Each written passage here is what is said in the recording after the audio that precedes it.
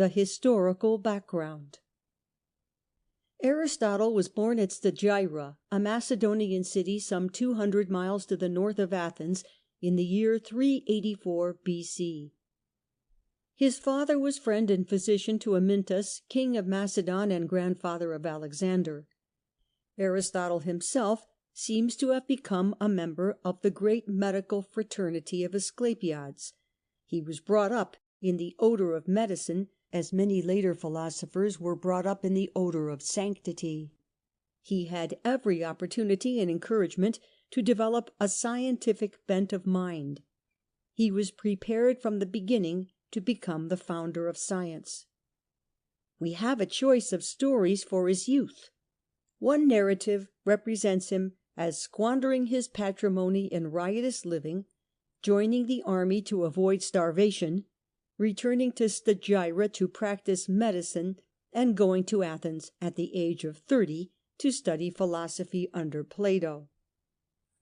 A more dignified story takes him to Athens at the age of 18, and puts him at once under the tutelage of the great master. But even in this likelier account there is sufficient echo of a reckless and irregular youth living rapidly. The horrified reader may console himself by observing that in either story our philosopher anchors at last in the quiet groves of the Academy. Under Plato he studied 8 or 20 years, and indeed the pervasive Platonism of Aristotle's speculations, even of those most anti-Platonic, suggests the longer period. One would like to imagine these as very happy years, a brilliant pupil guided by an incomparable teacher, walking like Greek lovers in the gardens of philosophy. But they were both geniuses, and it is notorious that geniuses accord with one another as harmoniously as dynamite with fire. Almost half a century separated them. It was difficult for understanding to bridge this gap of years and cancel the incompatibility of souls. Plato recognized the greatness of this strange new pupil from the supposedly barbarian north, and spoke of him once as the nous of the Academy, as if to say intelligence personified. Aristotle had spent money lavishly on the collection of books, that is, in those printless days, manuscripts. He was the first after Euripides to gather together a library, and the foundation of the principles of library classification was among his many contributions to scholarship. Therefore Plato spoke of Aristotle's home as the house of the reader, and seems to have meant the sincerest compliment. But some ancient gossip will have it that the master intended a sly but vigorous dig at a certain bookwormishness in Aristotle. A more authentic quarrel seems to have arisen toward the end of Plato's life. Our ambitious youth apparently developed an Oedipus complex against his spiritual father for the favours and affections of philosophy, and began to hint that wisdom would not die with Plato, while the old sage spoke of his pupil as a foal that kicks his mother after draining her dry.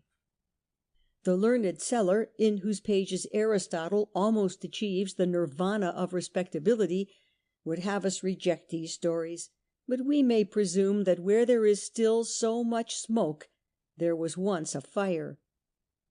The other incidents of this Athenian period are still more problematical.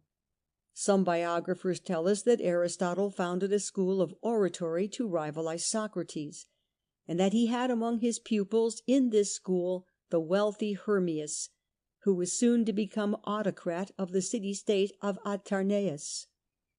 After reaching this elevation, Hermias invited Aristotle to his court, and in the year 344 B.C. he rewarded his teacher for past favours by bestowing upon him a sister or a niece in marriage. One might suspect this as a Greek gift, but the historians hasten to assure us that Aristotle, despite his genius, lived happily enough with his wife, and spoke of her most affectionately in his will. It was just a year later that Philip, king of Macedon, called Aristotle to the court at Pella, to undertake the education of Alexander. It bespeaks the rising repute of our philosopher that the greatest monarch of the time, looking about for the greatest teacher, should single out Aristotle to be the tutor of the future master of the world. Philip was determined that his son should have every educational advantage, for he had made for him illimitable designs. His conquest of Thrace in 356 B.C. had given him command of gold mines, which at once began to yield precious metal to 10 times the amount then coming to Athens from the failing silver of Laurium. His people were vigorous peasants and warriors, as yet unspoiled by city luxury and vice. Here was the combination that would make possible the subjugation of 100 petty city-states and the political unification of Greece. Philip had no sympathy with the individualism that had fostered the art and intellect of Greece, but had at the same time disintegrated her social order. In all these little capitals he saw not the exhilarating culture and the unsurpassable art, but the commercial corruption and the political chaos. He saw insatiable merchants and bankers absorbing the vital resources of the nation, incompetent politicians and clever orators misleading a busy populace into disastrous plots and wars, factions cleaving classes, and classes congealing into castes.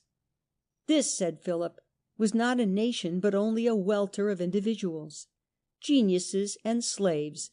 He would bring the hand of order down upon this turmoil, and make all Greece stand up united and strong as the political centre and basis of the world. In his youth in Thebes he had learned the arts of military strategy and civil organization under the noble Epaminondas, and now, with courage as boundless as his ambition, he bettered the instruction. In 338 B.C. he defeated the Athenians at Chaeronea, and saw at last a Greece united, though with chains. And then, as he stood upon his victory and planned how he and his son should master and unify the world, he fell under an assassin's hand.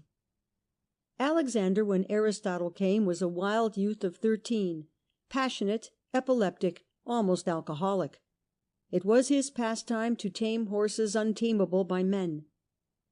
The efforts of the philosopher to cool the fires of this budding volcano were not of much avail. Alexander had better success with Bucephalus than Aristotle with Alexander. For a while, says Plutarch, Alexander loved and cherished Aristotle no less than if he had been his own father, saying that though he had received life from the one, the other had taught him the art of living. Life, says a fine Greek adage, is the gift of nature, but beautiful living is the gift of wisdom. For my part, said Alexander in a letter to Aristotle, I had rather excel in the knowledge of what is good than in the extent of my power and dominion. But this was probably no more than a royal youthful compliment. Beneath the enthusiastic tyro of philosophy was the fiery son of a barbarian princess and an untamed king. The restraints of reason were too delicate to hold these ancestral passions in leash, and Alexander left philosophy after 2 years to mount the throne and ride the world. History leaves us free to believe, though we should suspect these pleasant thoughts, that Alexander's unifying passion derived some of its force and grandeur from his teacher, the most synthetic thinker in the history of thought, and that the conquest of order in the political realm by the pupil, and in the philosophical realm by the master, were but diverse sides of one noble and epic project, 2 magnificent Macedonians unifying 2 chaotic worlds. But as usual, impersonal economic factors lay hidden under the surface of personal and dramatic events. The development of commerce had bound the Mediterranean nations, from Persia to Spain, into one great web of trade, and this commercial unity, harassed in 1,000 ways by political frontiers, autocratic tolls, and the vicissitudes of unprotected transport, called insistently for unity of political and military administration. Persia controlled the Asiatic land routes of the eastern half of this economic system. Greece, or since Philip, Macedon, controlled the Mediterranean sea routes of the western half. It appeared to Alexander that the absorption of one of these political systems by the other was made inevitable by the growing pressure of economic circumstance. Hence his reply to the Persian embassy, which came to him from Darius, suggesting conciliation and division of rule. As it would be impossible for order to reign in the world with two suns, so it is impossible for the earth to be at peace with two masters. And so he set out in the year 334 B.C. to conquer Persia. 3 years later the task was accomplished, and the Mediterranean world was won. He had left behind him in the cities of Greece governments favourable to him, but populations resolutely hostile. The long tradition of a free and once imperial Athens made subjection, even to a brilliant world-conquering despot, intolerable, and the bitter eloquence of Demosthenes kept the assembly always on the edge of revolt against the Macedonian party that held the reins of city power. Now when Aristotle, after another period of travel, returned to Athens in the year 334 B.C., he very naturally associated with this Macedonian group, and took no pains to conceal his approval of Alexander's unifying rule. As we study the remarkable succession of works in speculation and research which Aristotle proceeded to unfold in the last 12 years of his life, and as we watch him in his multifold tasks of organizing his school, and of organizing such a wealth of knowledge as probably never before had passed through the mind of one man, let us occasionally remember that this was no quiet and secure pursuit of truth, that at any minute the political sky might change and precipitate a storm in this peaceful philosophic life. Only with this situation in mind shall we understand Aristotle's political philosophy and his tragic end. End of chapter 1.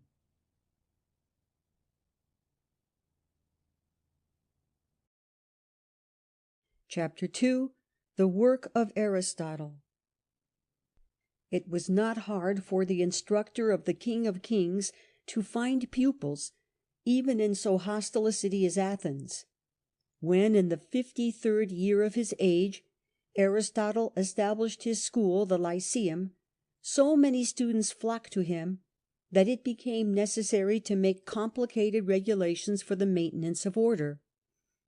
The students themselves determined the rules, and elected every 10 days one of their number to supervise the school. But we must not think of it as a place of rigid discipline. Rather, the picture which comes down to us is of scholars eating their meals in common with the master, and learning from him as he and they strolled up and down the walk along the athletic field from which the Lyceum took its name. Footnote: the walk was called Peripatos, hence the later name Peripatetic School. The athletic field was part of the grounds of the temple of Apollo Lycaeus, the protector of the flock against the wolf Lycos. End footnote. The new school was no mere replica of that which Plato had left behind him. The academy was devoted above all to mathematics and to speculative and political philosophy. The Lyceum had rather a tendency to biology and the natural sciences. If we may believe Pliny, Alexander instructed his hunters, gamekeepers, gardeners, and fishermen to furnish Aristotle with all the zoological and botanical material he might desire. Other ancient writers tell us that at one time he had at his disposal 1,000 men scattered throughout Greece and Asia, collecting for him specimens of the fauna and flora of every land. With this wealth of material he was enabled to establish the first great zoological garden that the world had seen. We can hardly exaggerate the influence of this collection upon his science and his philosophy. Where did Aristotle derive the funds to finance these undertakings? He was himself by this time a man of spacious income, and he had married into the fortune of one of the most powerful public men in Greece. Athenaeus, no doubt with some exaggeration, relates that Alexander gave Aristotle for physical and biological equipment and research the sum of 800 talents, in modern purchasing power some $4 millions. It was at Aristotle's suggestion, some think, that Alexander sent a costly expedition to explore the sources of the Nile and discover the causes of its periodical overflow. The expedition reported that the inundations were due to the melting of the snow on the mountains of Abyssinia. Such works as the digest of 158 political constitutions drawn up for Aristotle indicates a considerable corps of aides and secretaries. In short, we have here the first example in European history of the large-scale financing of science by public wealth. What knowledge would we not win if modern states were to support research on a proportionately lavish scale? Yet we should do Aristotle injustice if we were to ignore the almost fatal limitations of equipment which accompanied these unprecedented resources and facilities. He was compelled to fix time without a watch, to compare degrees of heat without a thermometer, to observe the heavens without a telescope, and the weather without a barometer. Of all our mathematical, optical, and physical instruments, he possessed only the rule and compass, together with the most imperfect substitutes for some few others. Chemical analysis, correct measurements and weights, and a thorough application of mathematics to physics were unknown. The attractive force of matter, the law of gravitation, electrical phenomena, the conditions of chemical combination, pressure of air and its effects, the nature of light, heat, combustion, etc., in short, all the facts on which the physical theories of modern science are based, were wholly or almost wholly undiscovered. See here how inventions make history. For lack of a telescope, Aristotle's astronomy is a tissue of childish romance. For lack of a microscope, his biology wanders endlessly astray. Indeed, it was in industrial and technical invention that Greece fell furthest below the general standard of its unparalleled achievements. The Greek disdain of manual work kept everybody but the listless slave from direct acquaintance with the processes of production, from that stimulating contact with machinery which reveals defects and prefigures possibilities. Technical invention was possible only to those who had no interest in it, and could not derive from it any material reward. Perhaps the very cheapness of the slaves made invention lag. Muscle was still less costly than machines, and so, while Greek commerce conquered the Mediterranean Sea, and Greek philosophy conquered the Mediterranean mind, Greek science straggled, and Greek industry remained almost where Aegean industry had been when the invading Greeks had come down upon it at Knossos, at Tiryns, at Mycenae, 1,000 years before. No doubt we have here the reason why Aristotle so seldom appeals to experiment. The mechanisms of experiment had not yet been made, and the best he could do was to achieve an almost universal and continuous observation. Nevertheless, the vast body of data gathered by him and his assistants became the groundwork of the progress of science, the textbook of knowledge for 2,000 years, one of the wonders of the work of man. Aristotle's writings ran into the hundreds. Some ancient authors credit him with 400 volumes, others with 1,000. What remains is but a part, and yet it is a library in itself. Conceive the scope and grandeur of the whole. There are first the logical works, categories, topics, prior and posterior analytics, propositions and sophistical refutations. These works were collected and edited by the later Peripatetics under the general title of Aristotle's Organon, that is, the organ or instrument of correct thinking. Secondly, there are the scientific works: physics, on the heavens, growth and decay, meteorology, natural history, on the soul, the parts of animals, the movements of animals, and the generation of animals. There are, thirdly, the aesthetic works: rhetoric and poetics. And fourthly come the more strictly philosophical works: ethics, politics, and metaphysics. Here evidently is the Encyclopaedia Britannica of Greece. Every problem under the sun and about it finds a place. No wonder there are more errors and absurdities here than in any other philosopher who ever wrote. Here is such a synthesis of knowledge and theory as no man would ever achieve again till Spencer's day, and even then not half so magnificently. Here, better than Alexander's fitful and brutal victory, was a conquest of the world. If philosophy is the quest of unity, Aristotle deserves the high name that 20 centuries gave him: ille philosophus, the philosopher. Naturally, in a mind of such scientific turn, poesy was lacking. We must not expect of Aristotle such literary brilliance as floods the pages of the dramatist philosopher Plato.